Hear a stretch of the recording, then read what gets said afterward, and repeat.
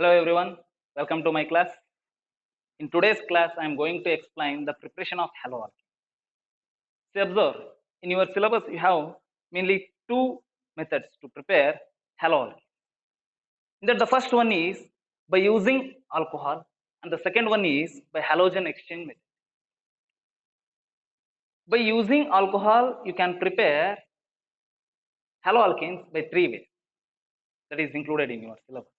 That is, the first one is by the action of hydrogen halide on alcohol, and the second one is by the action of phosphorus halide on alcohol, and the third one is by the action of thionyl chloride on alcohol. And in second method, that is by halogen exchange method, you have two reactions to prepare haloalkane. That the first one is by Finkelstein reaction, and the second one is by Schwartz reaction. Okay, now we have to look at one by one. The first reaction to prepare haloalkane is by the action of hydrogen halide on alcohols. Okay, in general, I will consider an alcohol, that is RCH2OH. We know that alcohols are the organic compounds having OH functional group. Here, OH is the functional group in case of alcohols. Let it be an alcohol generally, which on treatment with hydrogen halide plus HX in presence of anhydrous zinc chloride, in presence of anhydrous zinc chloride ZnCl2, results in corresponding haloalkane. Very simple. Look at the reactants. Alcohol having OH functional group, and that OH group combines with hydrogen.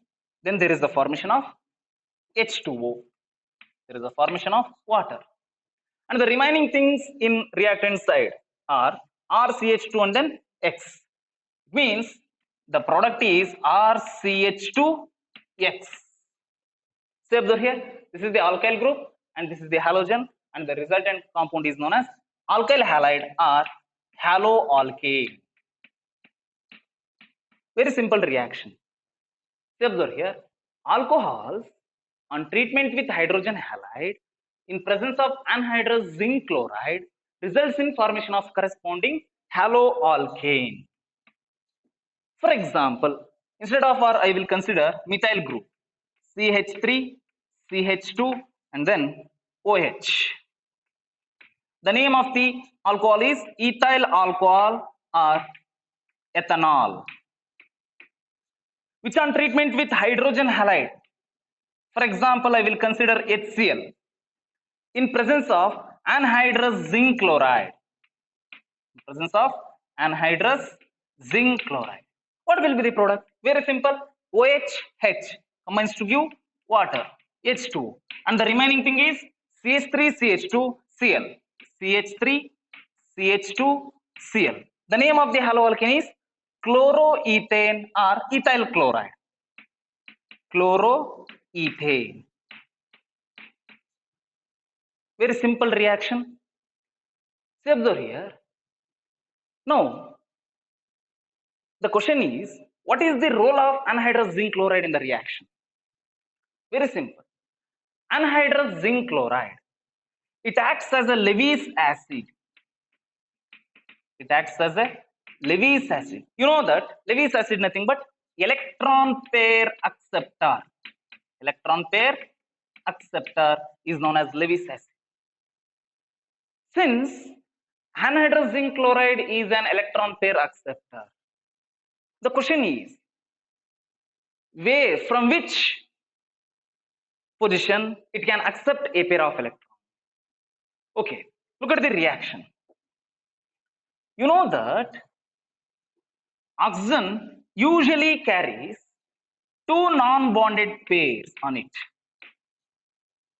When this alcohol is treated with the mixture of hydrochloric acid and then anhydrous zinc chloride, what happens? As I given, anhydrous zinc chloride acts as a Lewis acid. You know that Lewis acid nothing but electron pair acceptor. Therefore, it readily attacks on electron-rich center, or the center where the availability electron is more. Look at the alcohol here, oxygen having two non-bonded pairs.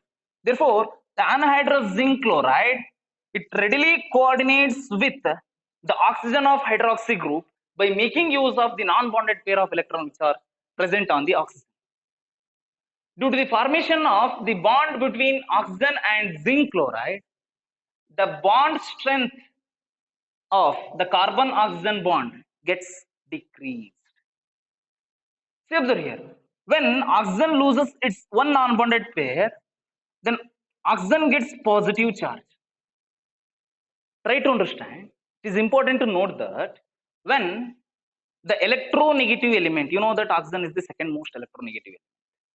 When the electronegative element carries positive charge, then its electronegativity increases. It means the electronegative element with positive charge is more electronegative. Therefore, what happens? It withdraws the carbon oxygen bonded pair of electrons towards it. As a result, the electron density around this carbon decreases.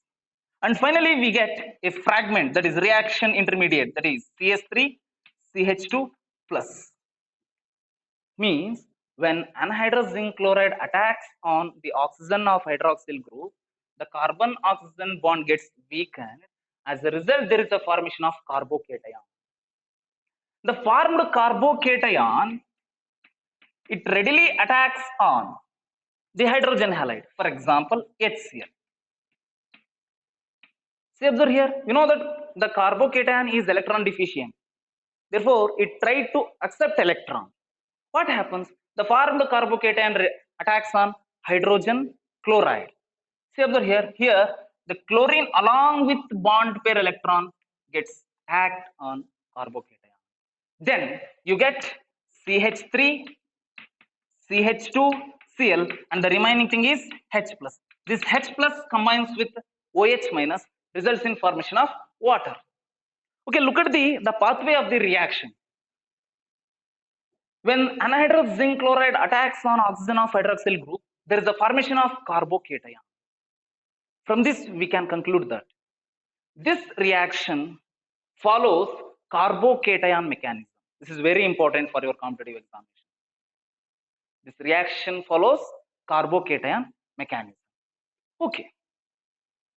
In addition to this, look at the reaction. Anhydrous zinc chloride is dehydrating the alcohol during the course of reaction. That's why the same anhydrous zinc chloride is also known as dehydrating agent. See, observe here. Now you come across two things regarding anhydrous zinc chloride. It acts as a Lewis acid, one thing, and the second thing is it acts as a dehydrating agent. Okay. Apart from this, in the course of reaction, the mixture of concentrated HCl and anhydrous zinc chloride is known as Lucas reagent. It is known as Lucas reagent. See, observe here, Lucas reagent is the well-known reagent. It is used to distinguish the primary, secondary, tertiary alcohol that you will come across in the next chapter, that is alcohols, phenols, ethers. Okay, just leave it. The mixture of concentrated HCl and then anhydrous zinc chloride is known as Lucas reagent. That is enough. Okay. Apart from these things, it is very important to know two things for your competitive examination. In that, the first one is, in this reaction case, the first thing is, which hydrogen halide is more reactive towards the given alcohol.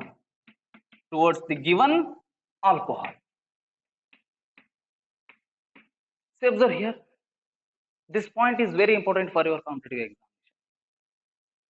In this reaction, which hydrogen halide is more reactive towards given alcohol?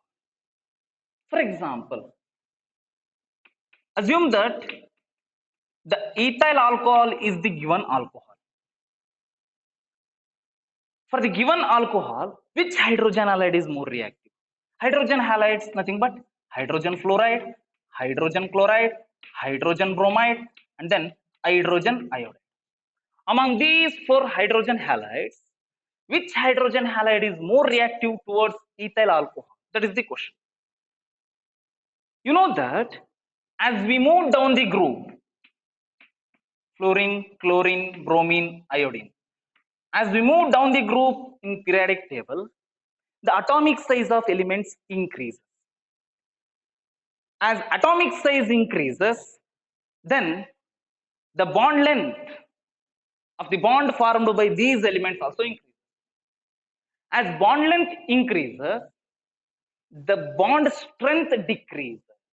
This is very important. As bond length increases, the bond strength decreases. If the strength of the bond is very low, then we can easily break that bond. And the compound with weak bond or longer bond is highly reactive. Look at this example. Fluorine is smaller element in halogen family. Therefore, the bond length between hydrogen and fluorine is very small compared to the bond length between hydrogen and chlorine, and which is smaller compared to the bond length between hydrogen and bromine. It is smaller compared to the bond length between hydrogen and iodine. Look at the bond length. Here you have smaller bond length, here you have longer bond. I have given the point, as bond length increases, bond strength decreases. If the bond strength decreases, then bond dissociation energy decreases. Bond dissociation energy nothing but the amount of energy required to break the bond. Therefore, here hydrogen iodide, the bond between hydrogen and iodine is very weak. Therefore, we can easily break this bond. If we can easily break this bond, it implies the compound is more reactive. Therefore, among hydrogen fluoride, HCl, HBr, and then HI, hydrogen iodide is more reactive. Hydrogen iodide is more reactive towards the given alcohol. And hydrogen fluoride is least reactive, or generally it is not reactive towards the given alcohol. This is very important concept for your competitive examination. For a given alcohol, HI is more reactive, HF is least or not reactive. This is because of the bond strength factor. Here the bond length between HF is very small, therefore it is a stronger bond. Here the bond length between hydrogen and iodine is very long, therefore it is a weak bond and the molecule is more reactive. Okay, and the next thing is, which alcohol is more reactive? The next thing that you should know for your competitive examination is, which alcohol is more reactive towards the given hydrogen halide. To the given hydrogen halide. This is also very important. For example, assume that HCl is the given hydrogen halide. Now the question is, which alcohol is more reactive towards HCl? Which can react more readily with HCl? Whether primary alcohol or secondary alcohol or tertiary alcohol? This is the question. Primary alcohol, for example, I will consider ethyl alcohol, CH3, CH2. This is the best example for primary alcohol because here the hydroxy group bonded with this carbon and this carbon in turn bonded with only one carbon. That's why it is a primary carbon and the resultant alcohol is primary alcohol. And the secondary alcohol, for example, I will consider isopropyl alcohol, CH3, CH, CH3, and then OH. And for tertiary alcohol, I will consider tertiary butyl alcohol or butanol, CH3, CH3, and then OH. Look at these alcohols. I have given the point. The reaction between alcohol and hydrogen halide follows carbocation mechanism. It means, first, in the beginning, alcohols forms corresponding carbocation. Suppose if I have ethyl alcohol in the reaction mixture as an alcohol. It results in formation of ethyl carbocation CH3 CH2 plus. Suppose you have isopropyl alcohol or secondary alcohol as a reactant, then you will get secondary carbocation as the reaction intermediate. Suppose if you have tertiary alcohol as a reactant, then you get tertiary carbocation as a as a reaction intermediate. You know that carbocations are the well-known reaction intermediates. And also, you are familiar with the stability of carbocation. When we look at the stability of carbocation, tertiary carbocation is more stable than secondary carbocation, and which is more stable than primary carbocation, and which is more stable than methyl carbocation. The order of stability of carbocation shows that tertiary carbocation is more stable than methyl and primary carbocation. It is important to note that each and every reactions try to follow the mechanism with the stable reaction intermediate. It means always the reactions proceeds through the stable reactive intermediate. Therefore, among the given alcohols, the alcohol which gives more stable reactive intermediate is more reactive towards HCl. Look at the intermediates.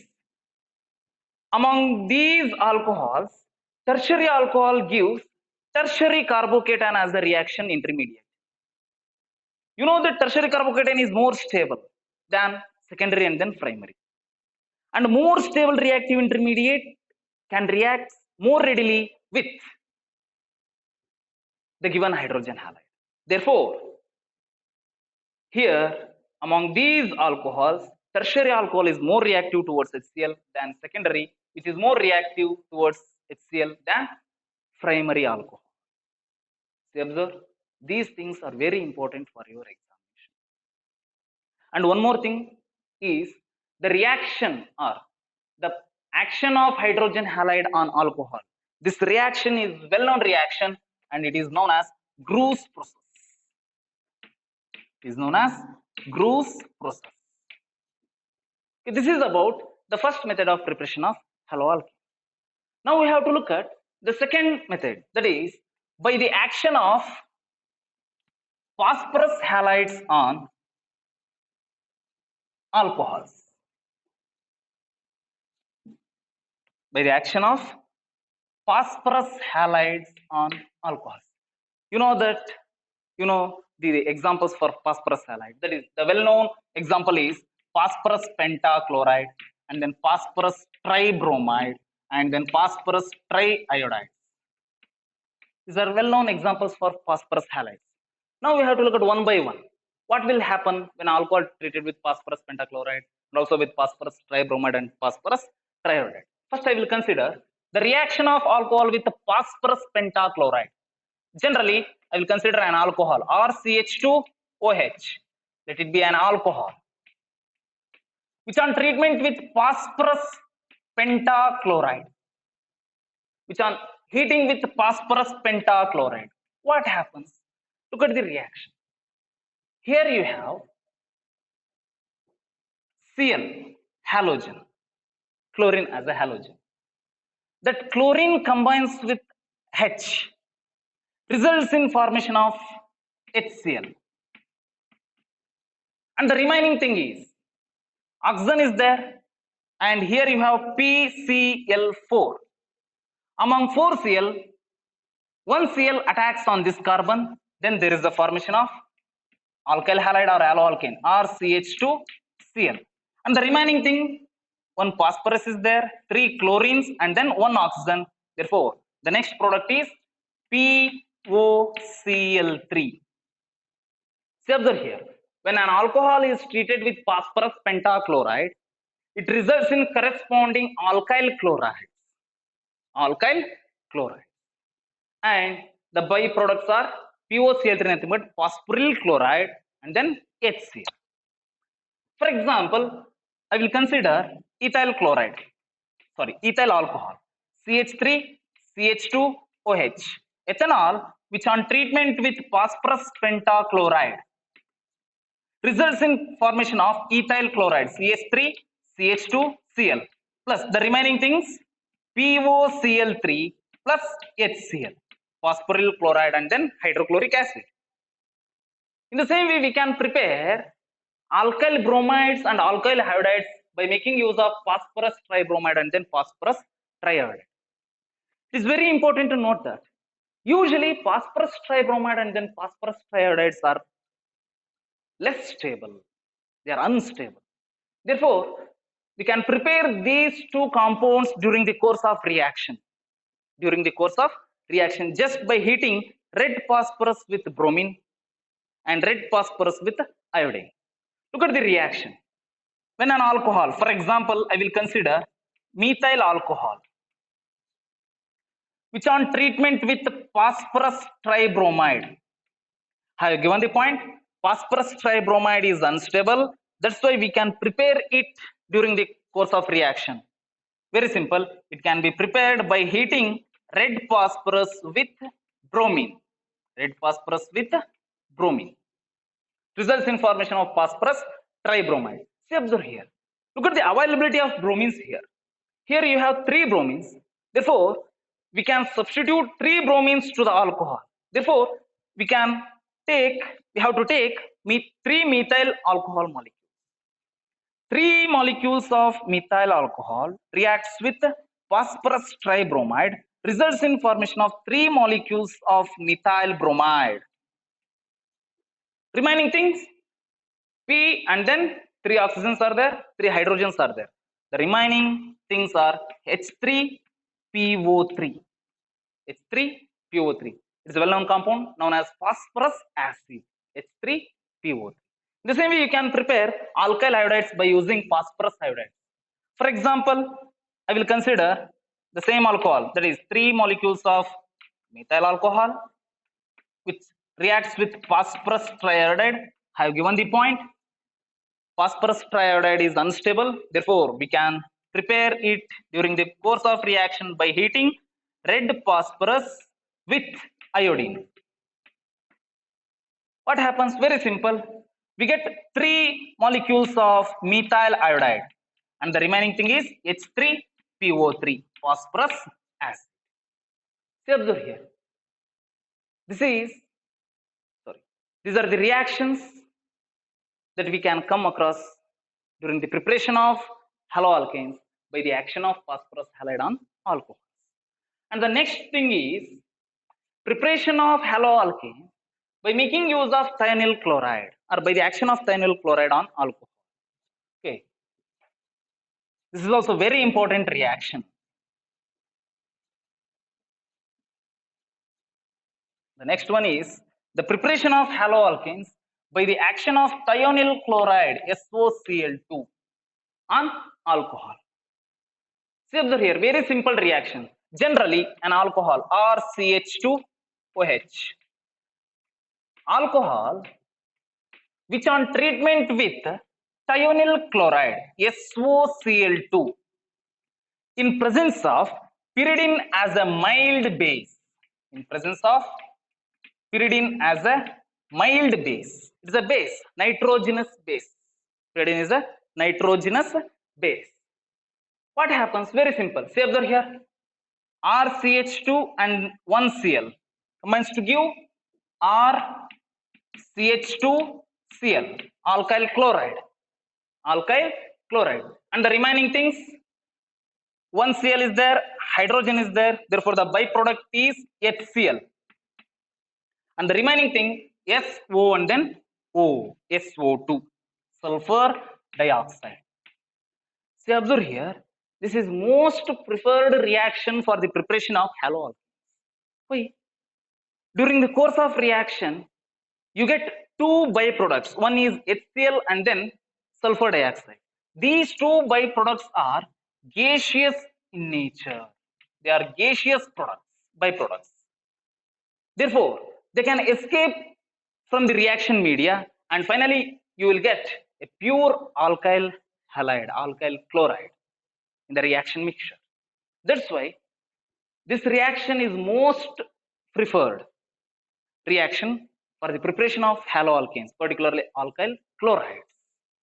For example, I will consider ethyl alcohol, CH3, CH2OH, ethanol, which on treatment with thionyl chloride, SOCl2, in presence of pyridine as a mild base, results in formation of ethyl chloride CH3, CH2Cl plus HCl plus sulfur dioxide, and these two are gaseous products, gaseous byproducts.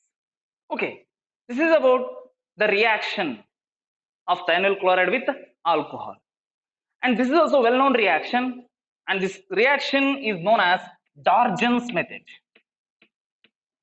This reaction is known as Dargen's method of preparation of haloalkane. Okay, these are the reactions that we are employing in order to prepare haloalkanes from alcohol. Now we have to look at the next method, that is halogen exchange method. Halogen exchange method. Under halogen exchange method, you have two reactions. One is Finkelstein reaction, and the next one is Schwarz reaction. See, observe here, these two reactions are very important for your board examination. You may get question for 2 marks on these two reactions. Then the first one is Finkelstein reaction.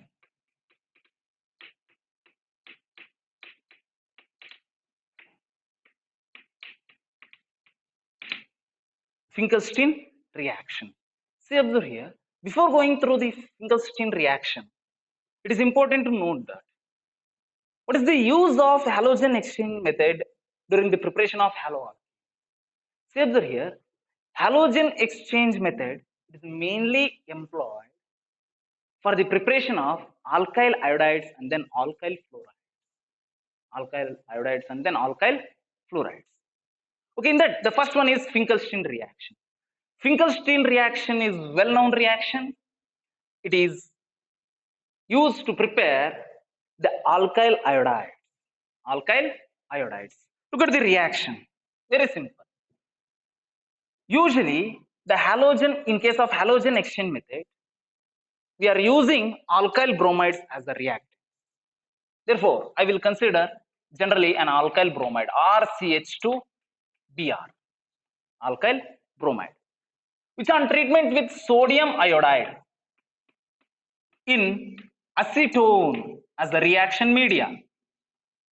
Acetone as the reaction media. What happens?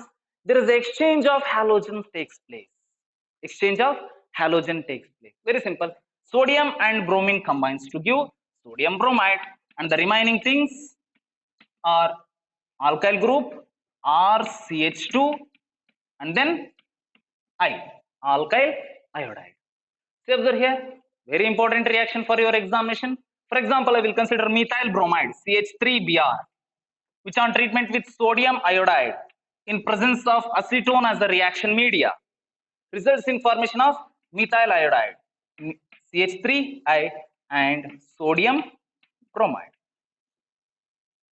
Once again, I will repeat, Finkelstein reaction is the halogen exchange method. It is mainly preferred for the preparation of alkyl iodides. This is very important. Usually in halogen exchange method, we use the alkyl bromides as reactants. The next reaction is Schwarz reaction. Okay, before going through Schwarz reaction, here an hint is there. Look at the name Finkelstein. Don't get confused whether we are going to prepare iodides in Schwarz reaction or in Finkelstein reaction. Don't get anxiety and don't get confusion. Look at the name Finkelstein. Consider the first two letters Fi. Fi. Assume that where F nothing but Finkelstein. I as iodide. What does it mean? In Finkelstein reaction, we are going to prepare iodide. That's all. See, observe here. This is the point I'm giving here just to get clarity on the reaction, because many of the students, they are doing the mistakes while writing the reactions of reaction, Schwartz reaction and then Finkelstein reaction.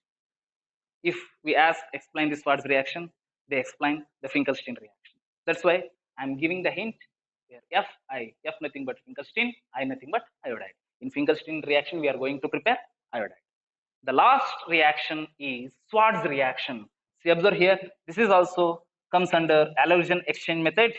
The Schwartz reaction is mainly used to prepare alkyl fluoride by making use of alkyl bromides. For example, directly I will take the example. Methyl bromide, which on treatment with silver fluoride, AgF, results in formation of corresponding fluoride. What happens? There is exchange of halogen, bromine and then fluorine.